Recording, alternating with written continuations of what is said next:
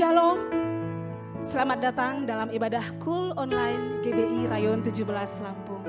Bapak Ibu Saudara yang ada di rumah-rumah, dimanapun Anda berada.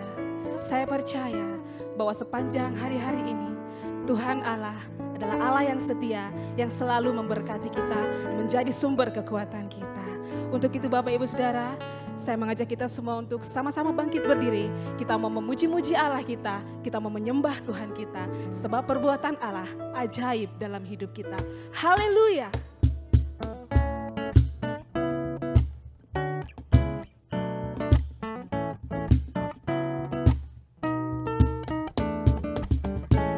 Kita mau sama-sama katakan Bapak Ibu, kalau Tuhan Yesus ajaib dalam hidup kita. Yesus, Tuhanku ajaib, heran perbuatannya, tiada yang mustahil bagi Dia. Yesus, Tuhanku ajaib. Katakan Yesus, Yesus, Tuhanku ajaib, amin. Heran perbuatannya, tiada yang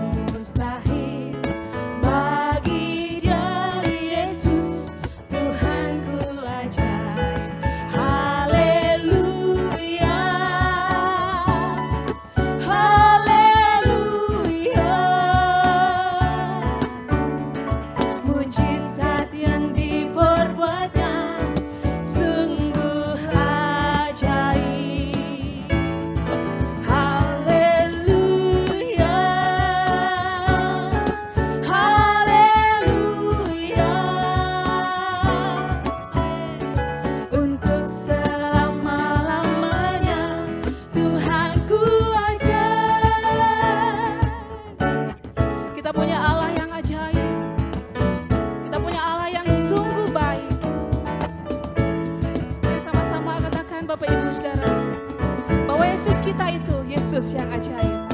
Haleluya. Yesus, Tuhanku ajaib, heran perbuatannya, tiada yang mustahil bagi Dia. Yesus, Tuhanku ajaib. Katakan Yesus, Yesus, Tuhanku ajaib.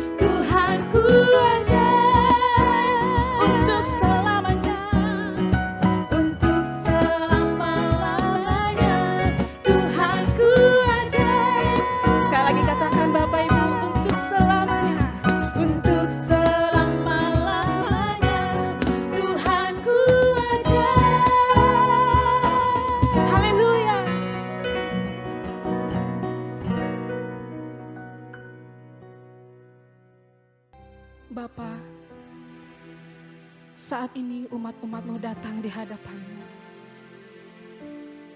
Kami rindu ya Tuhan, pada malam hari ini. Kami rindu merasakan hadirat-Mu nyata di tempat ini, dimanapun kami berada ya Tuhan. kalau kami ada saat ini, sebagaimana kami ada itu semua karena anugerah-Mu ya Bapa. Sebab itu ya Tuhan, kami mau mengaku bahwa Engkaulah Allah yang ajaib dalam kehidupan kami. Hidup kami ini ada di tangan-Mu ya Tuhan. Rancangan-Mu terbaik dalam kehidupan kami.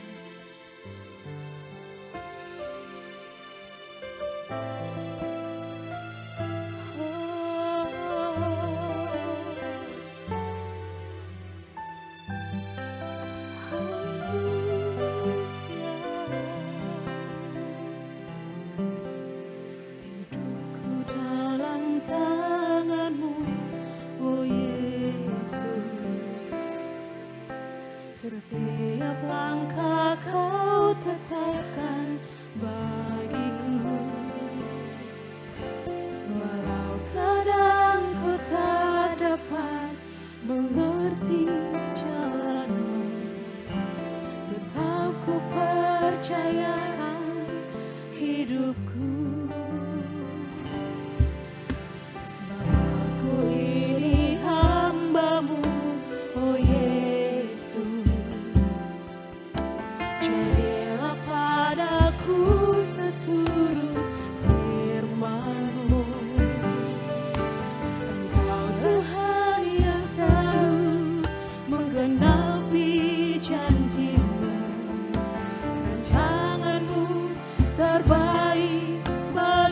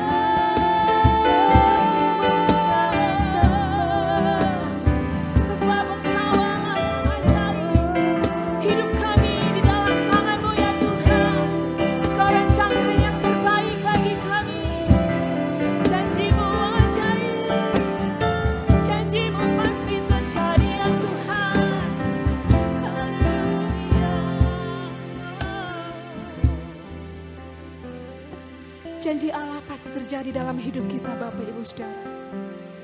Biar kita terus percaya akan janji Tuhan, bahwa janji Tuhan itu ajaib.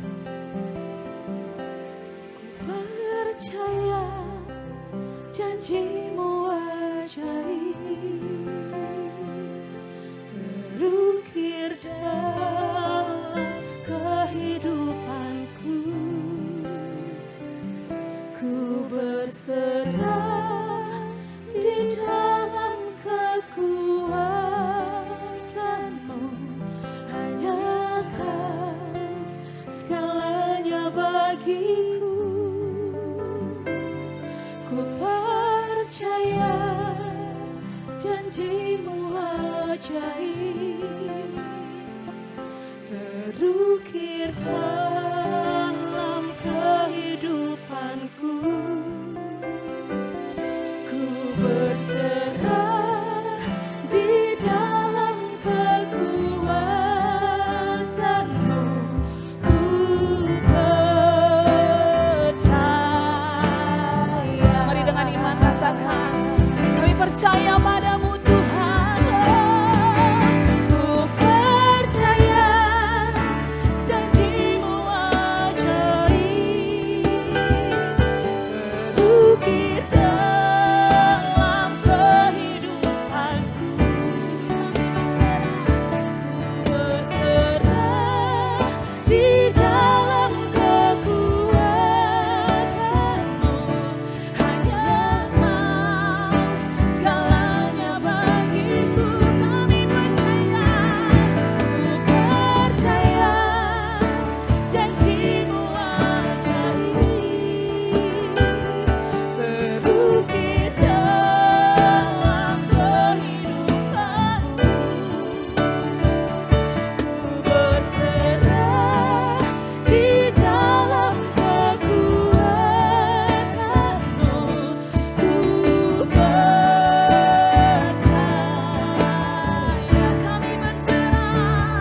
Ku berserah di dalam kekuatan-Mu.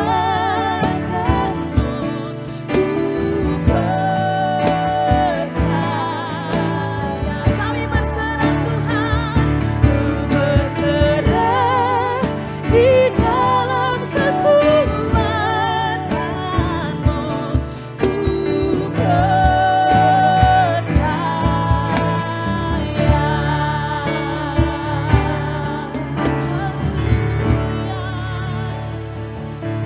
Di dalam nama Tuhan Yesus. Haleluya. Amin. Shalom, apa kabarnya? Bagaimana kabar jemaat di Rayon 17 Lampung? Saya percaya semua diberkati Tuhan berlimpah-limpah-limpah. Nah, sudah hampir setahun kita ada di masa pandemi ini, bahkan mungkin sudah setahun lebih beberapa hari. Tapi saya percaya perlindungan penyertaan Tuhan tetap dahsyat sama kita. Tuhan tetap berkati kita, Tuhan jaga kita, Tuhan berikan kita kesehatan, sukacita, dan terlebih-lebih Tuhan tidak mengangkat damai sejahteranya dari hidup kita. Tetap kita memiliki berlimpah-limpah damai sejahtera. Nah mari, sebelum kita merenungkan firman Tuhan pada hari ini, kita berdoa terlebih dahulu. Bapa, kami mengucap syukur akan kebaikan-Mu ya Tuhan. Sungguh Engkau Allah yang luar biasa buat kami. Kami bangga punya Allah sedahsyat Engkau. Berkati firman-Mu ya Tuhan. Kami mau firman itu menjadi berkat, menjadi kekuatan buat setiap kehidupan kami. Sehingga waktu kami mendengarkan firman-Mu, hidup kami diubahkan, hidup kami diberkati. Dan kami buat hari makin serupa dengan Kristus. Terima kasih Tuhan Yesus. Taruh setiap perkataan dalam lidah bibir hamba-Mu, juga dalam setiap hati dan telinga daripada anak-anak-Mu ya Tuhan. Di Rayon 17 yang mendengarkan firman-Mu pada malam hari ini Tuhan. Berkati kami berlimpah-limpah-limpah ya Tuhan. Dalam nama Tuhan Yesus. Haleluya, haleluya. Mari bersama-sama kita katakan amin. Nah saudara kasih Tuhan, hari ini khotbah saya akan mengambil tema Worship with Integrity atau penyembah yang berintegritas. Kita di tahun integritas, biarlah hidup kita semakin berintegritas, semakin hari semakin serupa dengan Tuhan Yesus. Ada satu bagian daripada firman Tuhan yang akan kita baca bersama-sama. Saya ajak saudara membaca dari Mazmur pasal 134 ayat yang pertama sampai dengan ayat yang ketiga. Mazmur 134 ayat pertama sampai ketiga. Kalau sudah dapatkan, kita akan baca bersama-sama. Mari kita mulai. Mazmur 134 ayat pertama sampai ketiga. Nyanyian ziarah. Mari, pujilah Tuhan, hai semua hamba Tuhan yang datang melayani di rumah Tuhan pada waktu malam. Angkatlah tanganmu ke tempat kudus dan pujilah Tuhan. Kiranya Tuhan yang menjadikan langit dan bumi memberkati engkau dari Sion. Pemazmur dalam Mazmur 134 dia berkata, mari engkau yang melayani Tuhan, engkau yang melayani di rumah Tuhan, mari angkat tanganmu ke tempat kudusnya Tuhan, pujilah Dia. Maka apa yang terjadi? Maka dikatakan Tuhan yang menciptakan langit dan bumi akan memberkati kita semua. Dari Sion berkat akan mengalir berlimpah-limpah. Dari ayat ini, pemazmur mengajak kita untuk mulai memuji menyembah kepada Tuhan dengan mengangkat tangan kita. Dan waktu kita mengangkat tangannya, maka tangan kita, apa yang terjadi? Maka Tuhan akan bertakhta dari segala pujian kita. Mazmur 22 ayat keempat dikatakan, padahal engkau yang kudus, yang bersemayam di atas puji-pujian orang Israel. Waktu kita mengangkat tangan kita dan mulai memuji Tuhan, maka dari segala pujian kita, di sanalah Tuhan akan bertakhta. Nah, saudara kasih Tuhan, ada saatnya kita mengangkat tangan kita dan menaikkan syukur. Tapi juga ada orang-orang yang mengangkat tangan, simbol daripada minta sesuatu daripada Tuhan. Saya percaya waktu kita menyembah, memuji Tuhan, tanpa perlu meminta sekalipun, Tuhan berikan segala yang kita butuhkan, segala yang kita perlukan. Bahkan lebih daripada apa yang kita bayangkan, Tuhan akan sediakan buat kita. Nah, di tahun integritas ini, kita belajar bagaimana kita menjadi seorang penyembah, seorang pemuji yang sungguh-sungguh berintegritas di hadapan Tuhan. Kalau kita melihat, saudara, dalam kitab Keluaran pasal 25, waktu Tuhan perintahkan Musa untuk membangun tabut Allah, maka saya menemukan ada dua bentuk emas, logam emas yang dipergunakan untuk membangun sebuah tabut perjanjian. Tabut perjanjian yang Tuhan berikan gambarannya kepada Musa itu terbuat dari kayu penaga dan semuanya dibungkus, disalut dengan emas. Di atasnya ada dua buah keruk dalam posisi sedang menyembah kepada Tuhan. Nah, ada dua bentuk emas yang saya temukan di waktu proses pembuatan daripada tabut Allah. Emas yang pertama dikatakan disebut emas yang murni. Emas yang murni, saudara. Dalam kitab Keluaran pasal 25 ayat yang ke-11 bagian A dikatakan, haruslah engkau menyalutnya dengan emas yang murni. Seorang penyembah, seorang yang suka memuji menyembah Tuhan, yang mengangkat tangannya dan memuliakan raja segala raja, maka biarlah dia dibentuk Tuhan, diproses Tuhan untuk menjadi seorang penyembah yang seperti emas yang murni di hadapan Tuhan. Kalau saudara perhatikan mengenai emas itu punya karat yang berbeda-beda, saudara. Ada emas 24 karat yang sudah disebut logam mulia, tapi ada emas yang lebih muda 22 karat atau 18 karat, saudara. Emas, saudara, semakin dimurnikan, semakin murni, itu harganya semakin mahal, saudara. Tapi proses untuk menjadikan sebuah emas itu murni, itu bukan proses yang sederhana, saudara. Maleakhi pasal 3 ayat yang kedua dan 3 berkata, siapakah yang dapat tahan akan hari kedatangannya? Dan siapakah yang dapat tetap berdiri apabila ia menampakkan diri? Sebab ia seperti api tukang pemurni logam, dan seperti sabun tukang penatu. Ia akan duduk seperti orang yang memurnikan dan mentahirkan perak. Dan ia akan mentahirkan orang Lewi, menyucikan mereka seperti emas dan seperti perak, supaya mereka menjadi orang-orang yang mempersembahkan korban yang benar kepada Tuhan. Waktu emas itu sudah dimurnikan, saudara. Waktu emas itu sudah dimurnikan, Maka dikatakan di sini, waktu Lewi, orang-orang Lewi sudah dimurnikan sama Tuhan, maka waktu mereka bawa korban persembahan buat Tuhan, korbannya itu menjadi menyenangkan buat hati Tuhan. Emas untuk menjadi murni itu harus ngalamin proses. Tidak mudah. Makanya kadang-kadang Tuhan izinkan kita dibentuk, diproses sama Tuhan. Untuk menjadi emas yang murni, ada banyak proses yang mesti dilewati. Seringkali kita nggak sadar bahwa setiap kali Tuhan izinkan kita dibentuk, kita diproses. Mungkin waktu kita diproses sama Tuhan, kita berteriak-teriak, Tuhan gimana ini Tuhan, gak kuat Tuhan, kok begini ya hidup saya ya. Tapi Tuhan sedang proses, Tuhan sedang bentuk kita, supaya satu ketika kita sungguh-sungguh jadi emas yang murni di hadapan Tuhan. Dulu waktu saya masih SD lah ya, kira-kira SD, saya seringkali kalau liburan sekolah, saya pulang ke rumah nenek. Nenek saya ada di Jawa Tengah, saudara. Dan nenek saya tinggal di sebuah daerah pertokoan, saudara.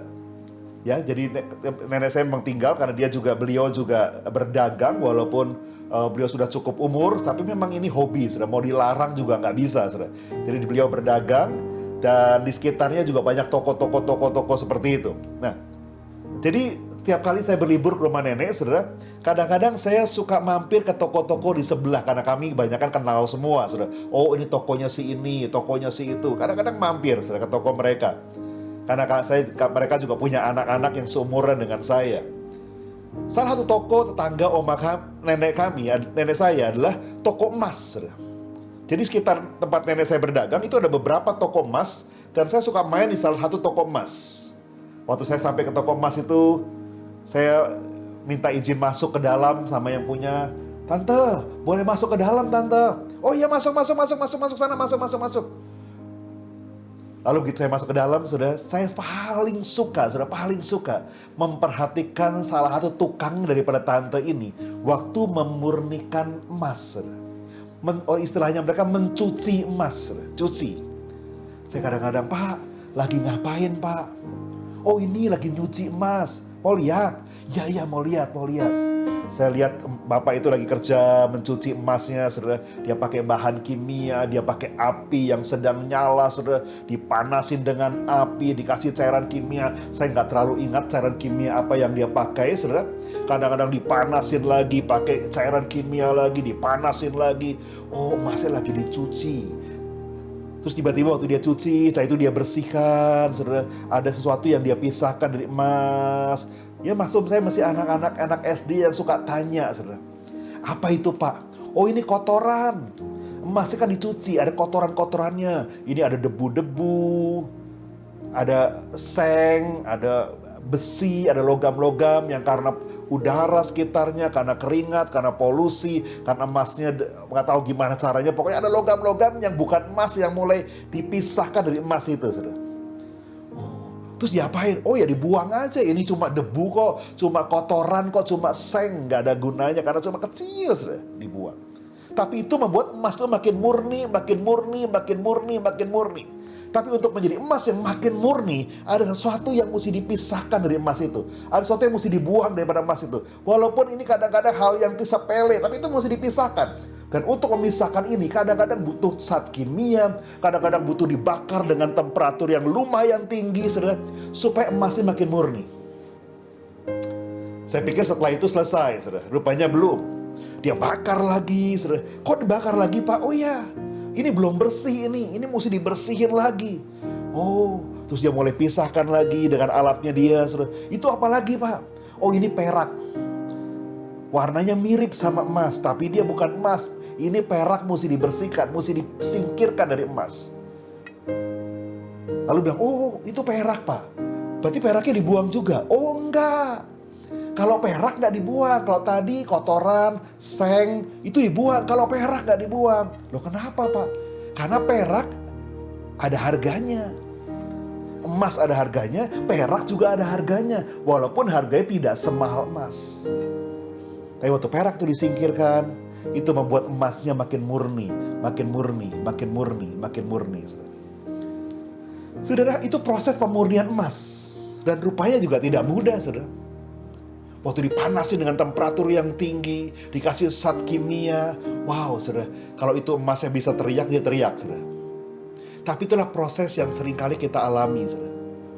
Dan seringkali waktu Tuhan murnikan kita, Tuhan murnikan motivasi kita, Tuhan murnikan karakter kita, Tuhan murnikan segala mungkin hobi-hobi kita, Tuhan murnikan setiap perkataan kita, Tuhan murnikan apa yang kita lihat, Tuhan murnikan apa yang kita dengar, Tuhan murnikan seluruh panca indera kita, Tuhan murnikan hidup kita. Kadang-kadang kita nggak nyaman, saudara. Dan proses pemurnian ini bukan berlangsung 1 hari, 2 hari, 3 hari. Kadang-kadang butuh waktu yang panjang untuk kita dimurnikan sama Tuhan. Dan kadang-kadang sudah selesai pemurnian yang satu, masih dimurnikan lagi, masih dimurnikan lagi. Sampai seluruh logam-logam ringan, seluruh bahkan perak sekalipun disingkirkan daripada emas itu. Supaya emas itu jadi murni. Hanya emas yang murni yang bisa dipakai untuk menyalut, untuk membungkus tabut perjanjian. Emas yang murni, tapi untuk jadi murni ada waktu, ada proses yang harus dijalani oleh emas itu. Nah, saudara kasih Tuhan, seringkali waktu kita dimurnikan sama Tuhan, maaf saudara ya, ada perak-perak yang mesti disingkirkan dari hidup kita. Ada sesuatu yang sangat berharga yang buat kita mungkin sayang untuk dibuang, tapi Tuhan gak berkenan itu ada dalam hidup kita. Dan itu menghalangi penyembahan kita di hadapan Tuhan, menghalangi keintiman kita sama Tuhan. Saya ingat beberapa waktu yang lalu, sudah cukup lama sih, saya kedatangan seorang di sekretariat gereja. Dia seorang anak muda, umurnya 20-an lah, 25-26 tahun. Seorang laki-laki diantar oleh temannya, dan dia mau minta dibaptis hari itu, ya. Jadi singkat cerita, hari itu dia dibaptis. Walaupun terus terang, saudara, kolam baptisannya bukan kolam baptisan yang sudah disiapkan, karena ini semuanya mendadak, jadi kolamnya pun kolam seadanya, saudara. Karena kebetulan kolam itu sudah berapa minggu tidak dipakai, karena baptisan baru ada beberapa hari kemudian. Jadi belum sempat dikuras, belum sempat dibersihkan, ya sudah apa adanya, saudara. Akhirnya dia dibaptis juga situ, saudara. Nah, setelah dibaptis, saudara, beberapa hari kemudian, kurang lebih sekitar 5-6 hari kemudian, saya ditelepon sama anak ini, saudara. Dia bilang, "Pak, apa kabar, Pak?" "Oh baik," saya bilang. "Gimana kamu?" "Baik, Pak. Pak, Bapak bisa kapan-kapan main ke rumah. Mami mau ketemu." "Oh ya sudah, nanti kita janjian ya." Lalu kami janjian, singkat cerita saudara, beberapa hari kemudian saya main ke rumahnya dia. Nah, waktu saya sampai rumahnya dia, saya cukup kaget saudara. Rupanya ini anak bukan sembarangan anak biasa saudara. Tapi ini benar-benar seorang anak orang kaya yang sungguh kaya. Mungkin kaya bukan sekedar kaya, saudara, ini kaya beneran, saudara. Mungkin salah satu konglomerat gitu, walaupun saya juga tidak terlalu detail tahu, saudara ya. Tapi dari rumahnya, dari lokasi di mana rumahnya itu tinggal di Jakarta, saudara, saya baru mulai bilang sama istri saya, "Wow, ini rumah apa istana." Dan daerahnya pun bukan daerah sembarangan, saudara. Salah satu daerah yang high class di Jakarta, saudara. Saya baru sadar yang saya baptis minggu lalu ini salah satu anak daripada konglomerat, saudara. Kami masuk ke dalam, saudara. Dan sungguh rumah itu kayak istana, saudara. Bagusnya dan besarnya luar biasa. Padahal tanah di situ saya tahu harganya luar biasa mahalnya, saudara. Ada kolam renang di sana. Dan saya lihat kolam renangnya warnanya biru, saudara. Dalam hati saya bilang, beda banget sama kolam baptisan kemarin. Udah rada-rada hijau, banyak lumutnya, saudara, karena belum dikuras, saudara. Ini kolam renang biru, saudara. Wow. Nah, lalu kami ngobrol, saudara. Ketemu maminya, kami kenalan sama maminya. Lalu maminya tuh tanya begini, "Pak, Bapak saya minta datang ke sini tuh sebetulnya ada maksudnya, Pak." "Oh ya gitu, Pak. Gimana Tante? Ada perlu apa nih?" "Kemarin kan anak saya sudah dibaptis. Setelah itu dia mulai rajin baca Alkitab." Wah, Tante senang sekali. Tapi tiba-tiba anak Tante ini bilang begini, "Mami, di rumah ini banyak barang-barang yang mesti dibuang, Mami. Karena Tuhan gak berkenan." Nah, Pak, anak saya baru dibaptis baru beberapa hari. Masa sekarang tiba-tiba ada barang-barang katanya mesti dibuang? Ya, saya kan gak percaya Pak, gak yakin sama anak saya. Makanya saya bilang, biar Pak Pendeta aja yang lihat deh. Apa bener barang-barang itu perlu dibuang? Nah saya tanya, barang yang mana sih Tante? Yang dimaksud tuh barang yang mana? Oh, yang di lantai atas Pak. Nanti biar anak saya temenin Bapak lihat-lihat di lantai atas ya. Lalu kami pamit, saya ditemani oleh anak itu, saudara, naik ke lantai atas. Dan saudara tahu apa yang saya lihat di atas, saudara? Satu lantai, saudara, rumah yang cukup besar, saudara, besar. Itu isinya di lantai 2, saudara, dari ujung lantai sampai ujung lantai, saudara. Saya nggak bisa bedakan antara rumah orang sama museum, saudara. Ini isinya udah seperti museum, saudara. Namanya patung-patung, namanya lukisan, yang namanya keris, yang namanya... Dan itu bukan sembarang patung yang sudah beli di supermarket, beli di toko. Bukan, saudara. Ini patung-patung yang begitu lihat pun ini namanya bulu kuduk langsung merinding, saudara. Saya bilang, ampun, ini rumah ngumpulin patung begini dari mana ya? Satu patung saya tanya sama anak itu, ini patung apa sih? Oh, ini bukan patung Pak. Ini mahal loh Pak harganya Pak. Ini papi itu dulu bawa dari gunung mana, dari orang pinter mana. Katanya ini biasa yang ditaruh di dekat kuburan.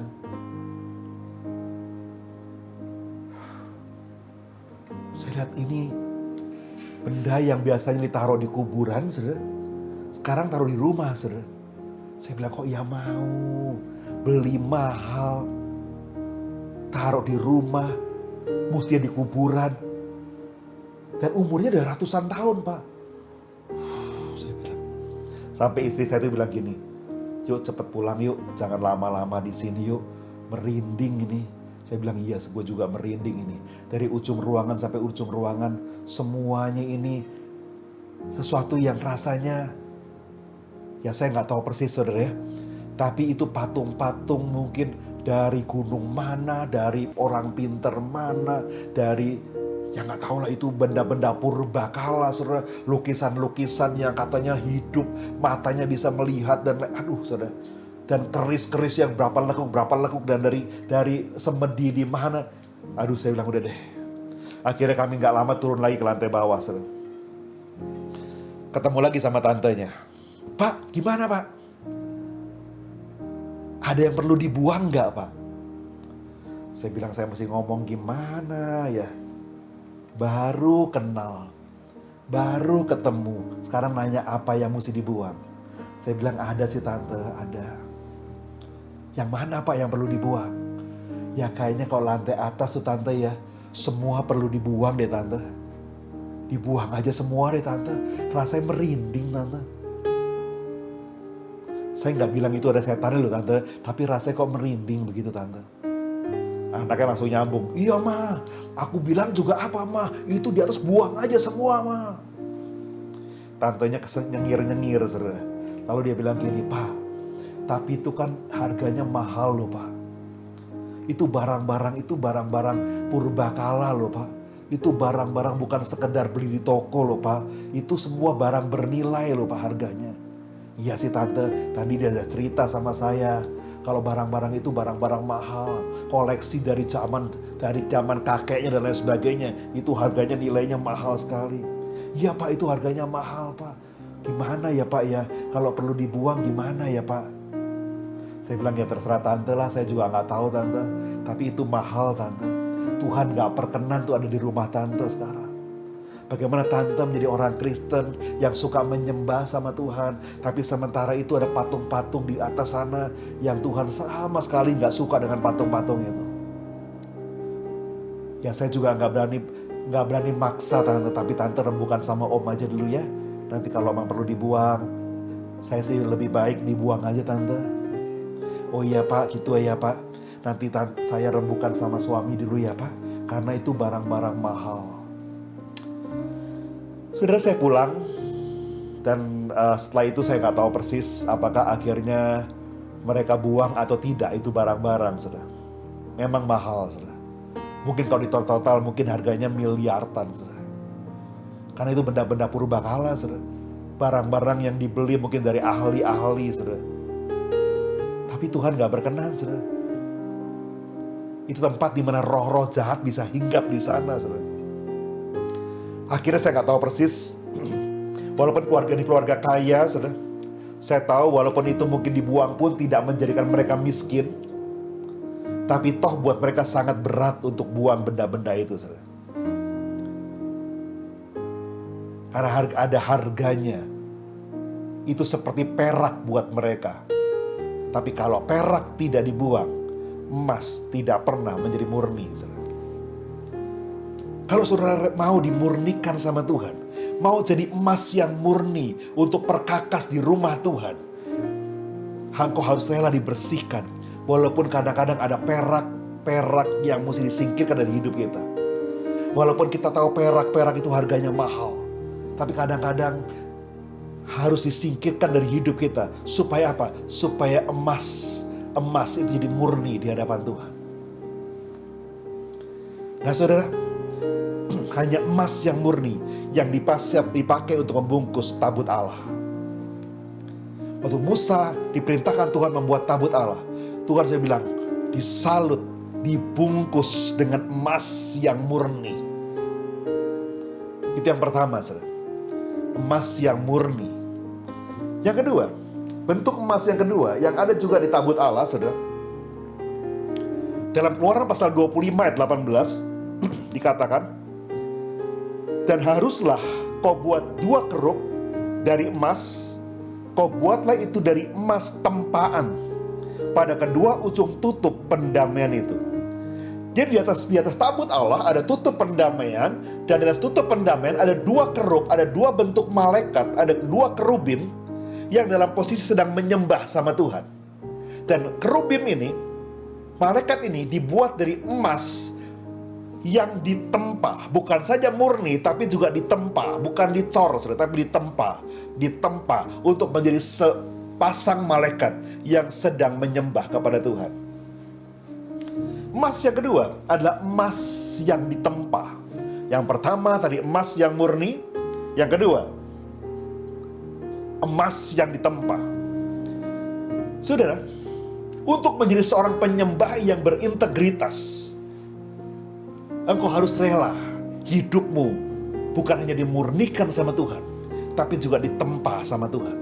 Ditempa sama Tuhan. Ditempa sama Tuhan. Waktu ditempa sama Tuhan, itu juga gak nyaman, saudara. Ini proses yang menyakitkan, saudara. Tapi waktu kita ditempa sama Tuhan, ditempa sama Tuhan, Tuhan sedang bentuk kita supaya sungguh-sungguh kita menjadi kerubim yang sedang menyembah kepada Tuhan, dalam posisi yang sempurna dalam menyembah kepada Tuhan. Saudara ingat bagaimana seorang yang bernama Yusuf di Alkitab? Yusuf anak Yakub, saudara. Dalam kitab pasal 37 sampai pasal 41, di sana ada kisah Yusuf yang ditempa, dibentuk sama Tuhan. Wow, Yusuf harus mengalami proses yang luar biasa, saudara. Sebelum dia jadi orang nomor 2 di Mesir dan dipakai Tuhan dengan luar biasa, tapi Yusuf mesti ditempa sama Tuhan, ditempa lewat saudara-saudaranya, lewat orang-orang sekitarnya, lewat istri Potifar, lewat orang-orang di penjara. Yusuf ditempa. Gak sebentar Yusuf ditempa, saudara. Cukup lama, sekitar 13 tahun Yusuf ditempa. Sampai Tuhan melihat Yusuf siap untuk dipakai sama Tuhan. Dan waktu Yusuf ditempa seperti itu, wow, sakitnya, saudara. Dia harus dibuang ke dalam sumur, dijual kepada saudagar sebagai budak, saudara. Dijual di pasar budak, saudara.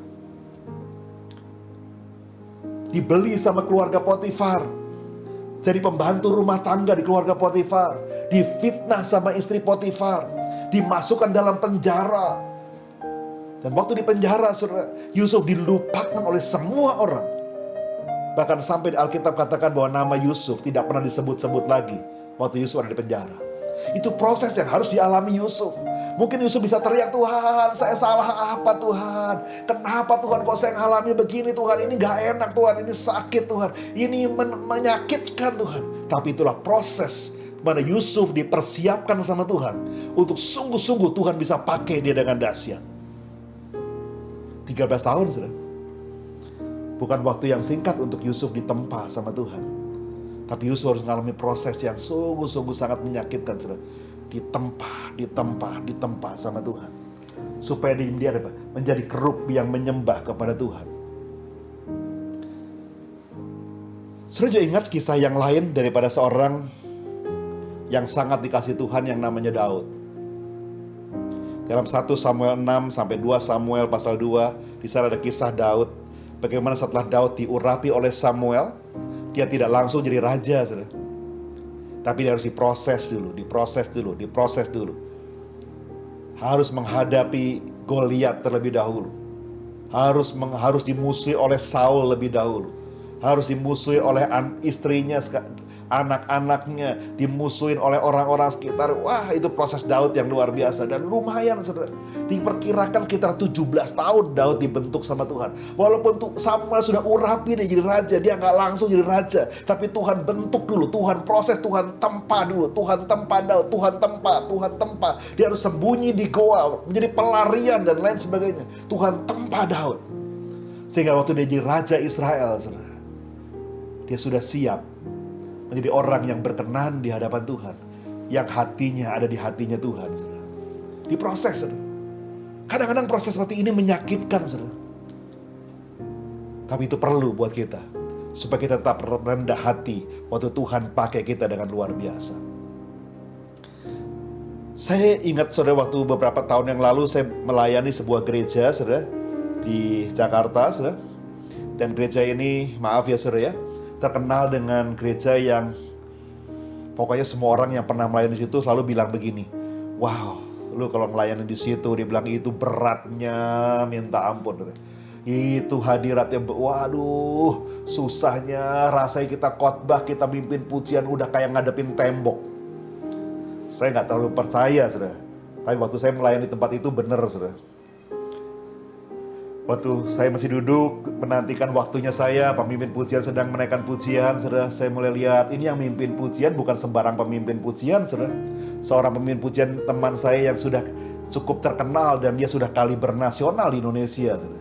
Tapi waktu dia mimpin pujian, saudara, saya lihat tuh sampai urat-uratnya keluar semua, saudara. Ini otot lehernya udah wah nyanyi semangat-semangatnya. Tapi jemaatnya cuma haleluya. Jemaatnya gak ada ekspresinya semua, saudara. Saya ngeliatin jemaatnya, saya bilang ini yang disebut orang tembok ya. Gak ada ekspresinya semua, saudara. Ayo kita sorak-sorai, kita haleluya. Jemaatnya cuma itu, rasanya tangan itu buat diangkat berat, saudara. Ada banyak berlian di sini. Itu mau loncat-loncat berat, saudara. Ini berlian di sini, ada berlian di sini, saudara. Cuma ya paling cuma begini. Mari angkat tanganmu lebih tinggi lagi. Kita sembah Tuhan. Angkat tangan lebih tinggi lagi. Udah maksimum, saudara. Udah gak lebih lagi, saudara. Saya bilang ampun juga ya. Ini dia yang mimpin pujian kaliber nasional begini. Gak ada respon sama sekali. Ini semua jemaat gak ada ekspresi sama sekali. Aduh, saya bilang. Sekitar setahun kemudian, saya dapat tugas khotbah situ lagi, saudara. Dari rumah saya bilang ambil napas. Ini tempat yang berat itu ya. Aduh, tempatnya bagus, tempatnya nyaman, tapi suasananya yang berat, saudara. Makanya terkenal dengan suasana tembok. Kayak kita khotbah tuh ngadepin tembok, semua orang rata mukanya, nggak ada ekspresinya, saudara. Kenapa? Karena mereka rata-rata jemaat di situ, saudara. Rata-rata, tidak semua sih. Rata-rata itu orang menengah ke atas, saudara. Bahkan ke atas, lebih ke atas lagi, saudara. Sehingga khotbah itu rasanya cuma gak ada ekspresi mendengerin. Seakan-akan dalam hati lu ngomong apa sih? Kayaknya gua gak butuh-butuh amat begitu. Tapi begitu yang kedua kali saya datang ke situ, saudara. Saya masuk ruangan, saya dari luar aja udah kaget, saudara. Itu dalam ruangan, saya belum masuk ke gedung ibadahnya, saudara. Kok rame amat ya? Begitu saya masuk ruangan, pintu dibuka, saudara. Saya bilang, ini tempat yang sama yang tahun lalu saya kesini. Lantainya sih sama. Apa jemaatnya sama ya? Lalu sementara saya maju ke depan, sampai depan saya tanya sama gembalanya, Pak, tahun lalu nggak begini ya? Kok seperti ini sekarang? Diapain Pak? Jemaatnya berubah, ganti orangnya? Oh enggak Pak, jemaatnya sama kok. Ya ada tambah sedikit Pak, tapi enggak sama. Mayoritas sama kok yang tahun lalu Pak, sama. Tapi kok tahun lalu nggak begini Pak? Si gembala senyum-senyum sama saya, saudara. Dia senyum-senyum. Lalu dia bilang, Pak, tapi prosesnya Pak. Prosesnya Pak. Proses apa Pak? Ya untuk jadi begini dulu diproses mereka Pak. Tuhan proses mereka dahsyat Pak. Oh ya? Proses apa Pak? Itu tuh ibu yang Bapak lihat di sebelah sana tuh. Tuh yang sekarang loncat-loncat, yang badannya agak sedikit gemuk itu. Yang loncat-loncat begitu. Iya. Dulu gimana Pak? Ya dulu yang begini itu kan Pak. Yang diam keberatan berlian kan Pak. Sekarang Pak loncat-loncat kan. Sudah seperti anak kecil loncat-loncat begitu kan. Saya bilang iya ya. Itu Pak. Sempat divonis dokter kanker. Nangis-nangis Pak. Minta doain, nangis-nangis divonis kanker. Umur tinggal 3 bulan Pak. Nangis-nangis minta didoain, nangis-nangis sama Tuhan, nangis-nangis bertobat. Tiba-tiba Tuhan kasih mujizat Pak. Tuhan kasih mujizat, sembuh sekarang Pak. Lihat Pak setelah sembuh Pak. Wow. Saya bilang dahsyat ya. Terus Bapak yang sebelah sana Pak, lihat tak, ingat gak Pak? Bapak kenal gak itu? Oh, itu ada di TV Pak ya? Iya itu. Yang hampir masuk penjara Pak. Ada kasus kan? Hampir masuk penjara. Tuhan tolong Pak. Wah, tapi waktu itu Pak sampai gak bisa ngomong Pak. Diem, pucet, stres berat Pak. Tapi setelah Tuhan tolong dia, sekarang lihat Bapak lihat, beda ya Pak ya. Banyak lagi yang alami proses Pak. Tuhan proses. Saya geleng-geleng sudah wow. Saya bilang pemimpin pujian kaliber nasional cuma bisa ngangkat tangan dari sini. Ari angkat tangan lebih tinggi lagi 1 senti. Tapi waktu Tuhan proses dia, oh gak perlu disuruh saudara, angkat tangannya tinggi-tinggi. Dan dia mulai sorak-sorai, loncat-loncat, mulai menyembah sama Tuhan. Gak ada malu-malu seperti anak kecil. Dia bersorak-sorai karena dia tahu semua karena Tuhan. Dia tahu hanya Tuhan yang menyembuhkan dia. Dia tahu mujizat datang daripada Tuhan. Dia tahu seharusnya dia mati. Dan kalau dia sekarang bisa memuji Tuhan, itu semua karena Tuhan Yesus itu dahsyat. Semua karena Tuhan itu luar biasa. Tuhanlah yang menyembuhkan dia. Tuhanlah yang menolong dia. Tuhanlah yang menyelamatkan dia. Tuhanlah yang meluputkan dia dari para kasus-kasus yang boleh dia hadapi. Saudara. Dan waktu Tuhan selesai proses mereka menjadi seperti kerubim yang siap menyembah sama Tuhan. Tapi untuk menjadi seperti ini, Tuhan tempa mereka. Tuhan tempa untuk menjadi kerub yang menyembah sama Tuhan. Saudara, saya gak tahu keadaan saudara hari ini. Apa yang sedang saudara alami hari-hari ini. Tapi dengar saudara, kalau kau menjadi seorang penyembah yang berintegritas, izinkan Tuhan murnikan saudara. Itu yang pertama. Yang kedua, izinkan Tuhan tempa saudara.